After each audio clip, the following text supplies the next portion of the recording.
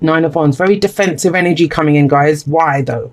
When you have a lot of creative energy here, why would you get so defensive? We'll have a look. We will see where this goes. I'm going to clarify that bottom row in a moment, but let's see what we have to start off with. So you got 2 court cards. Court cards, a lot of court cards have been coming up this time. And I think that's, I think I said this to either Pisces, I think it was, because they got a lot of court cards in their reading as well. When it comes to court cards, I will always read them as your energy, as the energy of the person who is watching the video. But obviously it's general, so it can go both ways. If someone's very central to your story, and we are not just one person. You guys have heard me talk a lot about, if you follow me on Instagram, about the team. I have an inner team. I never say I'm an Aquarius. I always say Aquarius. There's an Aquarius part of me inside. There's a Sagittarius part of me. There's a Virgo part of me. All the different aspects that I have, I see them as a team and how they work together. And so with this coming up, these could be 2 aspects of yourself. In which case, the Queen of Pentacles, that's Earth energy, right? So it's you guys. If she sees value in something, she will make it work. She's very hardworking. She makes everything look easy. She's reliable. She's dependable. You know, she's going to show up every day and put in effort and get it done. She's going to get it done. Earth energy, as you guys know, being an earth sign, it's slow energy, but of course it is. If you're going to build something, you know, anyone can build castles in the in their heads. They can think of anything quickly. That's a quick energy. That's why the Knight of Swords is very quick. But when it comes to earth, when it's physically building a house, that's going to take time, right? One brick at a time. You're going to build it solidly. And so that's why the King and Queen of Pentacles, they slowly work at it. They dedicate themselves to it. It requires commitment to see this through. Pentacles refer to, you know, our physical bodies, our homes, our relationships, our finances, our savings, our jobs. It's anything that provides stability and security in our lives. So we have her, and yet we have the Knight of Wands coming up here. So whatever you've dedicated yourself to, or you work on, or the way that you've always done things, that seems to be changing. She's reliable. That's why I was saying that, you know, this is either a match made in heaven or hell. And I don't believe in heaven or hell, just to be clear to everyone. But, you know, I mean, it's wonderful in that if this Knight of Wands is going to be inspired, passionate, go in a different direction, go and try new things. Because when we do things slowly and one thing at a time, we may not allow room for new ideas to come in. We might just dedicate ourselves to what we're doing and keep going that way. But with the Knight of Wands coming up, this is fresh ideas. Let's go try something new. Let's go explore somewhere else. I always think the Knight of Wands, if you gave the Knight of Wands 2 options, he's going to go the one that looks totally unfamiliar. Let's go get a new experience. And he doesn't wait around. He sees it, he goes for it. Whereas the thing with the King and Queen of Pentacles is they want guarantees. They want to know, well, what am I going to get out of this? What's the, you know, what's the outcome going to be? What's the guarantee in this situation? And there are none. He doesn't look for that. They plan ahead. The Knight of Wands does not plan ahead. It's all about, how do I feel right now? What am I enjoying about this right now? And if I'm not enjoying it, I'm going to go somewhere else. Let's go pick a different map. Let's go pick a different route. And I don't think the Knight of Wands actually gives a shit about maps. I think he's more, this looks different. Let's go try that. Very quick. Now, that's amazing in that if you take this adventurous nature, and the Knight of Wands is the adventurer, the explorer. If you take the adventurous nature of the Knight of Wands, but apply the way that you work out things, imagine how successful that could be. You're going to have options that you never thought were possible. Never thought were possible. You're going to go in that direction. But the other part of this is, you know, if she's the one that's winning, as it were, then that's going to bore the Knight of Wands. It's going to be, well, I have to do this. The Knight of Wands is not good with that. The Knight of Wands is not good with staying in situations that are boring, you know, for the long term good of something. So this doesn't mean drop what you're doing. Let's go do something different. I think it's about keeping what you're doing exciting, something that inspires you, that you keep focusing on, like changing things up. And I do that. If you look at these two, and it's so strange because I posted this in my Instagram story yesterday. It was a really fun, it was just a funny little stupid post. And it was about my Virgo moon talking to my Sagittarius. Well, I have Venus and rising there. And that's this energy. And what I was saying was my Virgo moon was shocked because I made a mistake on the intro of the first 6 videos that I posted. And My Sagittarius self was like, well, who gives a shit? Like, you know, no one cares. It's so insignificant because the video is about the message, the main message, not about insignificant details. And so this combination can allow us to look at what is important to us, what inspires us, not around every nitty gritty thing, because these people can get lost in the nitty gritty. It's about what do you find passionate and exciting now. And I'm always changing things up on my channel. You know, I always go, I'm 100% present. That's the Knight of Wands, 100% present. So if I'm here, there's nowhere else I'd rather be. That's the Knight of Wands. Whereas she might do things out of duty. So have a look at that. That's the underlying energy of July. And it's going to ask you to look at what are you getting out of this experience, and what are you doing out of a sense of duty, out of the, you know, and I'm not saying we don't have a sense of duty. Obviously we do. If you have to, I don't believe in have to, but if you feel you have to, whatever story you tell about it, that is your truth. I will not argue with you. I will say, yeah, that's the truth. That is your truth, because you take it as your truth. But whatever you feel like, I have to do this, then how could you tweak it? How could you change it? How could you make it more interesting? That's that coming up there. Now, coming up, I'm actually going to go to, let's go to the star, because that's the foundation here. We have the star. Now, when the star comes up in the past, and that's last week, last month, last year, this is a time of healing, yes. But I also see this as someone who's gone on faith for a very long time. You know, you've had a dream, a wish, a goal, the hope that comes from a new beginning. So you've looked to this new beginning and it's given you hope, and you followed it. You followed the guidance of the star, which is what the star is. I know some people see the star as wish fulfillment. Eventually, yes. But I always see that the star is more about what the wish is, about what the dream is, because we have all these stars in the night sky and you pick the one that's yours, right? That one's mine. And we can look at that star and think, it's so far away, I'm never going to reach it. Some of you have done that. But others of you, it's like, once you've picked what your star is, what your wish is, then you know the steps to take to get there. Then you know the steps to take to get there. And that's her. She's very good at that. However, the Knight of Wands is more action oriented, very, let's change directions. And that sounds counterintuitive. Sounds counterintuitive. It might be, well, no, we're building a house. We have to keep building it this way. The Knight of Wands is like, no, let's just we'll take the day off. We'll go, and you don't know. And the day off that you take, you might meet someone else, a construction crew or something that can come in and they can help you. They can help you and it'll get done even quicker, rather than if you just plugged away at something. So it is going off plan. I kind of see when the Knight of Wands shows up with the Queen of Pentacles. I also want to say this. If this is two people and over here, then with the star coming up here that you thought this was it, you know, whether it's a relationship, a partnership, whatever, however you see it. With the star coming up, you saw it as giving you hope and it helped you to heal. Now, healing, yes, sometimes I hear from people saying that I haven't dated because I wanted to heal, or I've had time off work to heal, or whatever it's been. But I kind of feel where we're going now, the energies of where we are right now, is we are healing on the fly. The healing comes from doing, not from just the bones are fixed. Now it's time to heal our souls, our spirits. And that happens from taking ourselves back out there, putting ourselves back out there into new situations, to see what comes up around that, right?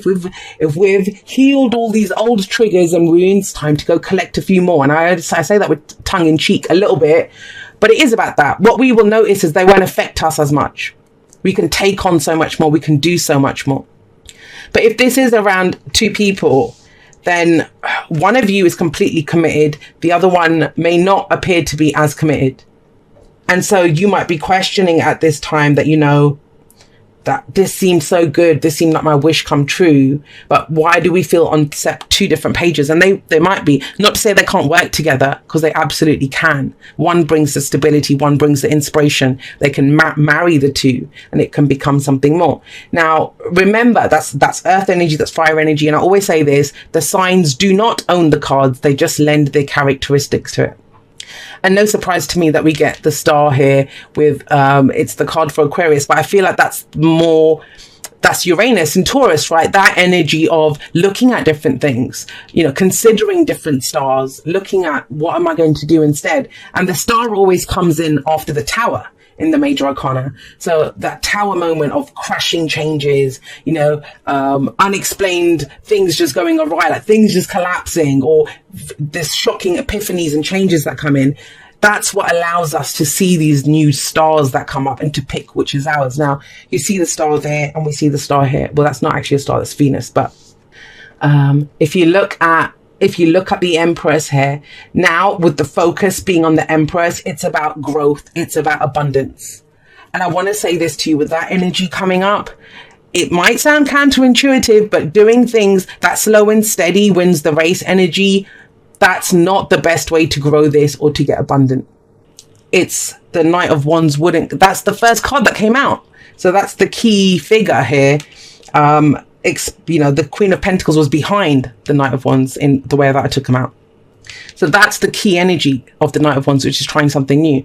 So with the Empress, we're looking at growth. We're looking at abundance of all kinds, spiritual abundance, emotional abundance, financial abundance, whatever it is that you want to grow and expand. It takes time. She knows that. But where is the way that you're using your time, what you're nurturing and growing? Is it the best use of that energy? Is it the best use of your attention? Have you ever heard anyone say, I don't have the time, energy or inclination to do that? That's what's coming in. Do you have the time, energy and inclination to do what you're doing? Or do you need to jazz things up a little bit? And I kind of feel that with her, is what you give your attention to, because everything takes time. Everything takes time. There's a season for everything, right? But if, I don't know why I'm thinking of gardeners, but if you're a gardener, and I don't garden at all, I don't have a green thumb, I have a brown thumb, everything I touch turns to shit, so I can't grow anything like that. My mother, my grandmother, they were very good at growing things, but not me. So, but if you think about it, a lot of people that want to grow things outside in the garden and it's still cold in spring, right? They don't want to, the frost is still there. But if you have a greenhouse, you can start doing it a little earlier. It depends on the seasons, yes, but how do you work around that? Is there a workaround? That's what the Knight of Wands is kind of showing me in this reading. So we have a star that's been paired. We have these kind of two energies here, opposing energies almost. And you're using that to grow something, a new venture, a new relationship, a new project, new job, or even an existing one. But it's about growth at this time. And what do we need to grow? Space. We need space to grow. Is it time to go and explore new spaces? And I mean that internally, externally, in whichever way. This is the card of the adventurer, right? The explorer. So it can indicate looking. I kind of see that, looking for other areas that you could grow into. And like that, what the hell happens in the bottom row, Taurus? Because we get into the present. Now this is getting a bit defensive. We're getting a bit defensive here. Why? And I swear to you, if it had been a different deck, if it had been the Seven of Wands of the traditional Rider-Waite, and I'll show you it actually, because I have a retired deck here that I use to give examples of other cards, because I kind of got that from that when the Seven of Wands showed up, especially with that Eight of Wands showing up in the future. Where the hell is it? Sorry, guys. Okay, here we go. So if you have a look at the traditional Seven of Wands, right, and you can see he's defensive as well here. But we don't actually see any people. And in most tarot decks, you don't see the people. You only see the wands. And so as much as this is about standing your ground, defending what's yours, is it worth fighting for? That's the question. Is it worth fighting for? It does also ask us, our perception of a threat or of the issues that are coming towards us. Are they real? Are they real? Are these sticks just stuck in the ground, or are there people actually holding them and threatening him? It's about understanding, is there a real threat here? How big is the problem that's coming towards us? Is it our perception that it's bigger than it is? Or is it truly as bad as we think it is? And I'm saying that because the Eight of Swords is in the future. But right now, what you're being asked to do is, what do you stand for? What do you stand for? Because even with that kind of defensiveness, especially Seven of Wands, Nine of Wands, it can be this way, where we have committed so much to something. We've given so much of ourselves, followed the star, tried to build something, dedicated ourselves to something, committed to it. But now we're trying to grow it. And we don't like it, right? We might have to change up what we're doing. Let's say, imagine I've always done my readings this way, recorded them a certain way, rendered them. I have a process. But imagine someone came up to me and said, well, Jay, it might work a little bit better if you did X, Y, and Z. I might not like that, because I might be, well, hang on a second, I've been in this way for 2.5 years. It's what I'm comfortable with. My system works like that. Who are you to come and tell me? But that's defensive energy. Well, I don't believe in unsolicited advice anyway, but so it can be that kind of energy with unsolicited advice coming in. But because we've done it a certain way for so long, we don't like that idea. So we can kind of dig our heels in, right? Dig our heels in a little bit and say, no, this is the best way for me. But I kind of feel like this doesn't have to come from anyone else. I feel like this is from you. What are you coming up with? There's something that inspires you. There's something that you're passionate about, or someone even, but that's calling to you. But it's so out of the norm. It's so out of the traditional. It's the unknown. It's not the known. She works with knowns. That what can I work on? What can I create? Now, so like I said, this is defensive, but the key thing that you're being asked right now is it worth fighting for? Is it worth defending? But what are you defending it from? Why is that even a question? That's what I would say to you. Why is that a question, Taurus, for you? And you might have a good reason. That's a rhetorical question. I don't need to know the answer, but that's your message. It's asking you, why do you feel like you need to defend this or stand your ground on something? Or, it's so cliche to say that Taurus is stubborn. Don't worry. There's loads of debates online over who's the most stubborn, Taurus or Aquarius. So I get that whole stubborn thing. That's fixed signs in general. I don't know how Leo and Scorpio always get out of that debate, because they're just as stubborn as well, but I think they low-key hide it. But with that here, it's like, why are you digging your heels in? Is it because you've always done it that way? Doesn't mean that it's a bad thing, but it's about owning your reason for it. Why? Why do I feel like I need to defend this? What do I feel is coming for it? What's coming at it? Is the threat real? I mean, they're mer people here, and there's this scuba diver that's shown up. Now, are they threatening him? He looks like he's threatened. He's got his hands up saying, no, like, like that. But are they just kind of lighting the way, saying, who's this? What's shown up here? What's shown up in our house? Like, going to explore it. So I'm getting a question mark around that. Why? Because you might be defending something prematurely based on fears and doubts around your future, around the future growth of something, around the abundance that you are working towards or that you see happening here. I will say this also, the Empress is very attractive. Those of you that are trying to date, you might have set your thing that, I want to go date someone or go and do whatever it is that you want to do. Be adventurous, take my lovely Queen of Pentacles self out there in the world to be seen. But, all you're attracting, and I've had that soul destroyed. That's why I don't go on dating sites anymore. I vowed a long time ago it's soul destroying. But that's me, right? Some people love that stuff. They enjoy it. I think if you don't enjoy it, why do it? But you might be attracting people that you don't want to, attention that you don't want to. It can be in business, competition, other people come for you. It happened to me when I first started my channel. People that come in looking like they're your friends, but they have that whole thing of keep your friends close, keep your enemies closer. So they're actually trying to sabotage you. So it can be very overwhelming when you're getting that kind of attention, because she does. She's very attractive. She gets attention. She attracts in the literal sense, whatever it is that she needs. But it can overwhelm us. And so there might be this sense of, well, if I keep bloody doing this, is that all that's going to come? More stress, more anxiety, more worry. And am I biting off more than I can chew? Because this is where the I can'ts come in. I can't do that. I can't do this. I can start my business now, but what if it needs more attention in the future? Am I going to be able to do that? Will I have the knowledge for that? It's those kinds of thoughts coming in. Or, this relationship looks good now, but, they don't really work that much. They don't really earn that much. Are we going to be able to buy a house in the future? That's her. The Knight of Wands is saying, well, what do we get out of this right now? Why are we defending something immediately already? Have we explored if it really needs defending? And so this coming up in the future, like I said, is our fears and doubts. It's that mental trap. And there's no talking going on here. So you're not even talking about these fears and doubts, because have a look. She's got a stick in her mouth here. So this really shows that she's not talking. She's blindfolded. So she's not seeing the situation clearly. But she has this sense of fear. She has this thing of, of doubts that, will I be able to do this? And it's our fears and doubts. And I don't want to say just, because they are there for a reason. They try to keep us safe. They try to keep us safe. And I always say that card, that's an overprotective parent. But I'm going to say this for some, and I don't usually go for the mundane literal interpretations, but I am in this one because I kind of see it. Is there an overprotective parent already in this? Or is that overprotective parent you? Are you doing that to someone else? Where you're trying to keep someone safe, but they're not in any real danger, or they're well up to standing up to it. Now, your advice is another card of defense. We've got this. But the Nine of Wands, it's about defending a dream.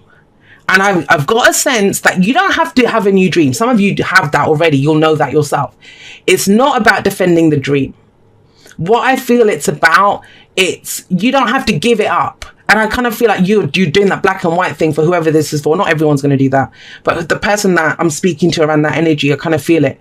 That you kind of turned it into an either or situation. And it doesn't have to be that way. It does not have to be an either or situation. And it's like, no, I've put so much work and effort into this. I've built this. I've done this. I've been tenacious. I've had that tenacity to see it through to this. I can't give it up now. No one's asking you to give it up. The Knight of Wands is not asking you to give it up. He's asking you to bring a fresh energy to it, to tweak it, to re-energize this situation. Very resistant energy along that bottom. We've got two cards, defensive energies. And this person is like, I don't want to see it, don't want to think it, can't do it. Why? When we've got the focus is on growth. How does this grow anything? How does this grow anything? Because think about the Seven of Wands. We're dealing with the energy coming in. How can we put our energy out to expand if all we're doing is defending against what's coming in? And some of you feel that it's not even your choice, because you are having to deal with issues and problems within this. But think about it. Why would you defend it and stand up for it if all you see in the future is I can'ts? Or, there's not really anything. You can't even see anything happening there. And so with the Nine of Wands, it's like, let's wrap up this old way of doing things, that old cycle. You don't have to give up the dream, but we can explore it in a different way. You can still, because that's all a dream is. A dream is your heart deciding on how it wants to feel, the love that we envision from a relationship, that satisfaction and feeling of success and abundance that we see from a job or a business or something, or the security that we get from the home. They're all feelings. Your heart isn't actually picking it in any one way. That is your mind that does that. And your mind is starting to trap you. And that's the case for some of you. You're trying to manifest something, but you've seen it in one way. I want that one person. It has to come through that job with that company. It has to be this very business.